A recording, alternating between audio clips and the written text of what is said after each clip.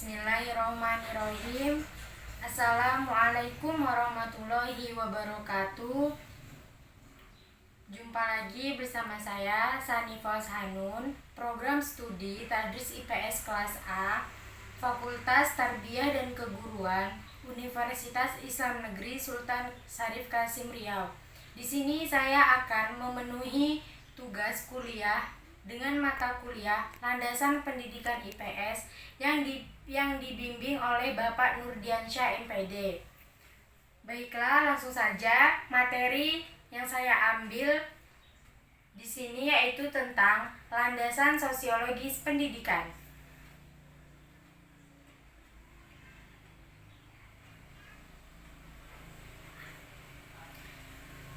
Sebelum kita membahas tentang sosiologi, alangkah baiknya kita membahas tentang sejarah dan teori-teori sosiologi. Sejarah sosiologi. Sosiologi mulanya itu perubahannya yang cepat terjadi di abad ke-19 setelah revolusi industri di Inggris. Akibat perubahan tersebut, menurut Mike, menyebabkan terjadinya apa yang dinamakan keterkejutan intelektual kelompok pandai yang salah satu di antaranya adalah para sosiolog. Ada beberapa pendapat ilmuwan, yaitu yang pertama Lester Efford dapat dikatakan sebagai pencetus gagasan timbulnya studi baru tentang sosiologi pendidikan. Gagasan tersebut muncul dengan idenya tentang evolusi sosial yang realistik dan memimpin perencanaan kehidupan pemerintahannya. Menurut ilmuwan John Dewey 1859 sampai 1952, secara formal dikenal sebagai tokoh pertama yang berhubungan antara pendidikan struktur masyarakat dari bentuk semulawang yang masih bersahaja. Kemudian menurut ilmuwan Paine 1928 menjelaskan bahwa pendidikan sosiologi merupakan sebuah ilmu pengetahuan yang menjadi alat atau media untuk mendeskripsikan dan menjelaskan institusi kelompok sosial yang berproses sosial yang merupakan hubungan sosial di dalamnya individu memperoleh pengalaman yang terorganisasi. Kemudian menurut ilmuwan Lester Frankfurt adalah pencetus pertama kali educational sosiolog sebagai cabang ilmu yang baru dalam sosiologi pada awal ke-20. Fokus kajian educational sosiolog adalah penggunaan pendidikan sebagai alat untuk memecahkan permasalahan sosial dan sekaligus memberikan rekomendasi untuk mendukung perkembangan pendidikan itu sendiri.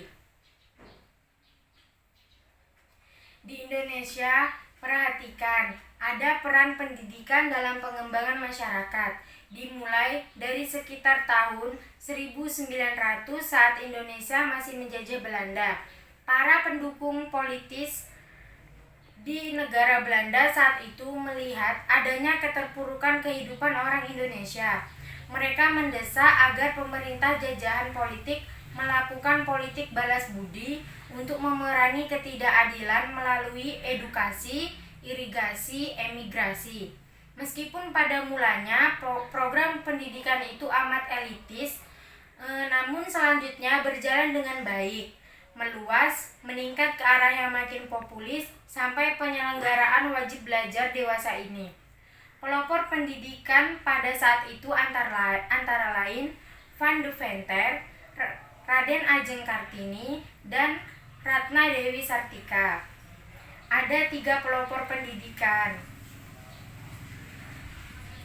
Kemudian kita lanjut kepada materi tentang teori-teori sosiologi.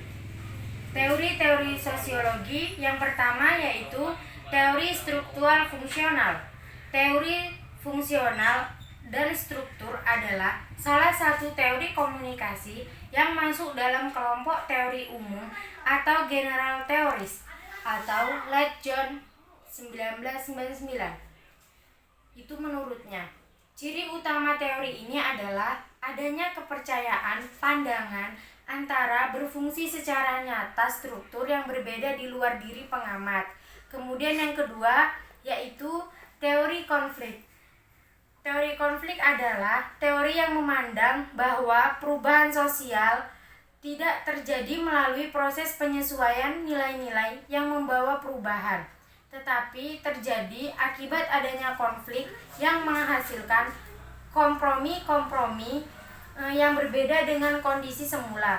Teori ini didasarkan pada pemikiran sarana-sarana produksi sebagai unsur untuk pemisah kelas dalam masyarakatnya. Lanjut kepada teori yang ketiga, yaitu teori fenomenologi.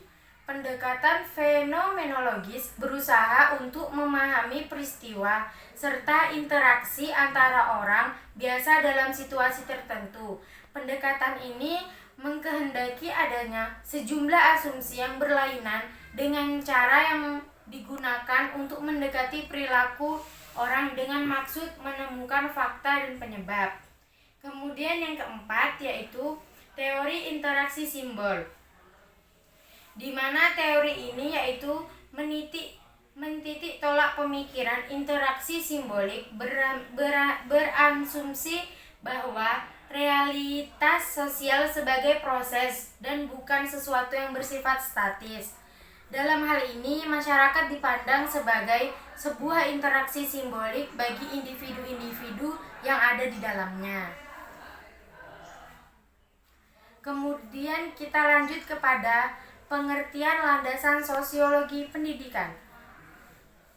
Pengertian landasan sosiologi pendidikan adalah ilmu yang mempelajari hubungan antara manusia dalam kelompok-kelompok dan struktur sosialnya. Jadi, sosiologi itu mempelajari bagaimana manusia itu berhubungan satu dengan yang lainnya dalam kelompoknya dan bagaimana susunan unit-unit masyarakat di suatu wilayah serta kaitannya satu dengan yang lainnya. Itu pengertian sosiologi.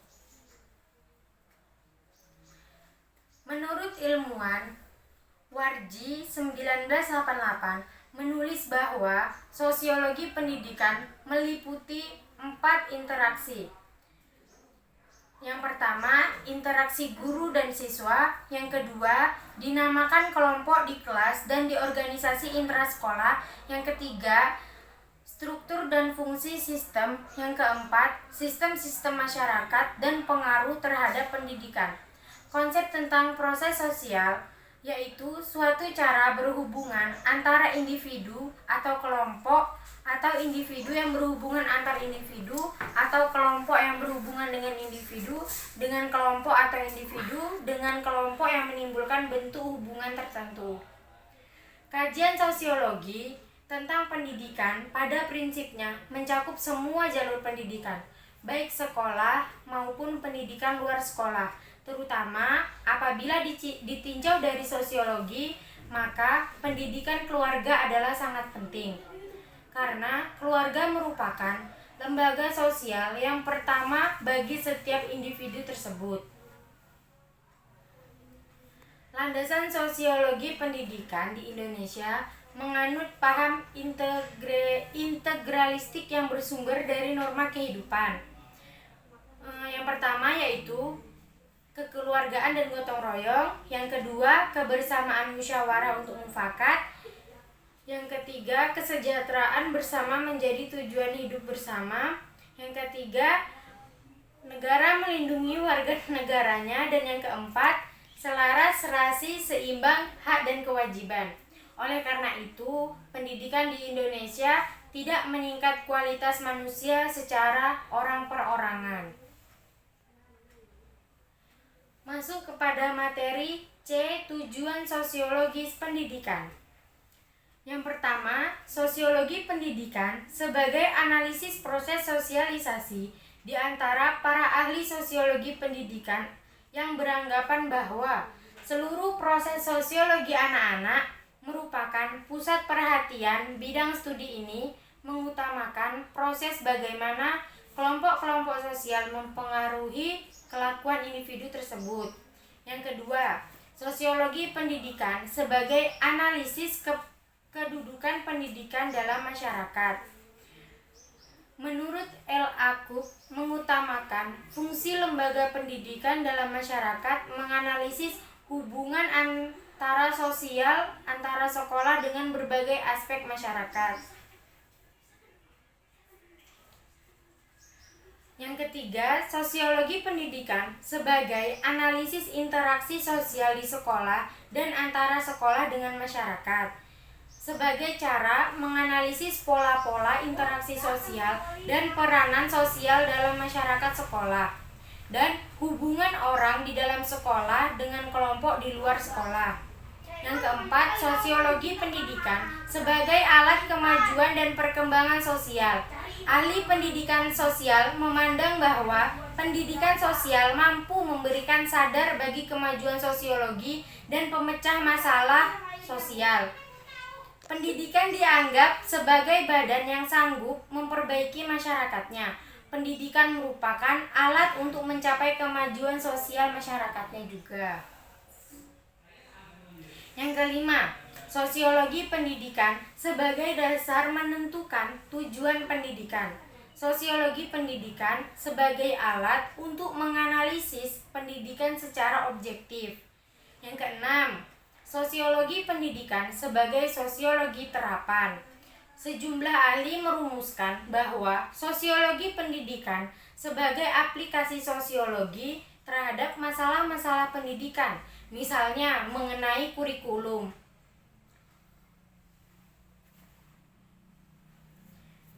D. Fungsi kajian landasan sosiologi. Yang pertama, fungsi eksplanasi, menjelaskan atau memberikan pemahaman tentang fenomena yang termasuk di dalam ruang lingkup pembahasannya. Yang kedua, fungsi prediksi, meramalkan kondisi permasalahan pendidikan yang diperkirakan akan muncul pada masa yang akan datang.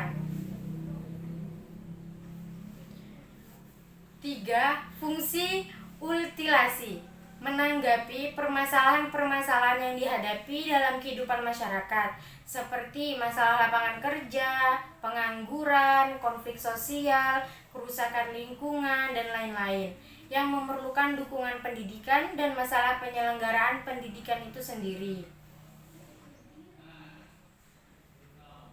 Masuk ke materi pokok-pokok penelitian sosiologi pendidikan. Yang pertama, hubungan sistem pendidikan dengan aspek-aspek lain dalam masyarakat. A. Fungsi pendidikan dalam kebudayaan. B. Hubungan antara sistem pendidikan dengan proses kontrol sosial dan sistem kekuasaan. C. Fungsi sistem pendidikan dalam proses perubahan sosial dan kultural atau usaha mempertahankan status quo. D. Hubungan pendidikan dengan sistem tingkat dan status sosial. E. Fungsi sistem pendidikan formal bertalian dengan kelompok rasial dan kultural. Yang kedua, hubungan antar manusia di dalam sekolah. Bagian kedua ini menganalisis struktur sosial di dalam sebuah kebudayaan di dalam sistem sekolah, menunjukkan perbedaan dengan apa yang terdapat di dalam masyarakat di luar sekolah. Yang ketiga, pengaruh sekolah terhadap kelakuan kepribadian semua pihak di sekolah. Dalam bidang ini diutamakan aspek proses pendidikan itu sendiri. Dalam hal ini menganalisis kepribadian guru, murid, dan lain-lain atas pengaruh partisipasi dalam keseluruh sistem pendidikan. Yang keempat, sekolah dalam masyarakat. Di sini analisis pola-pola interaksi antara sekolah dengan kelompok sosial lainnya dalam masyarakat sekitar sekolah. Lanjut materi tentang F, pandangan masyarakat terhadap pendidikan. Teori pertama menunjukkan bahwa teori pendidikan satu-satunya adalah menyediakan peluang bagi pertumbuhan masyarakat dan menyingkirkan pengaruh yang merintangi. Teori kedua beranggapan tujuan pendidikan adalah membudayakan individu dan mengembangkan kapasitas secara maksimal, atau kapasitas di dalam akses keturunan dan abilitas didapat dari pelatihan dan pendidikan. Teori yang ketiga beranggapan bahwasanya pendidikan harus lebih mempertimbangkan hubungan antara komunitas daripada hubungan dengan individu. Dalam hal ini, bagaimana melatih individu menjadi lebih berguna sebagai warga negara. Sekian materi yang dapat saya sampaikan tentang landasan sosiologi pendidikan. Bagi teman-teman yang ingin bertanya, dipersilahkan komen di bawah ini. Terima kasih. Sekian dan terima kasih. Assalamualaikum warahmatullahi wabarakatuh.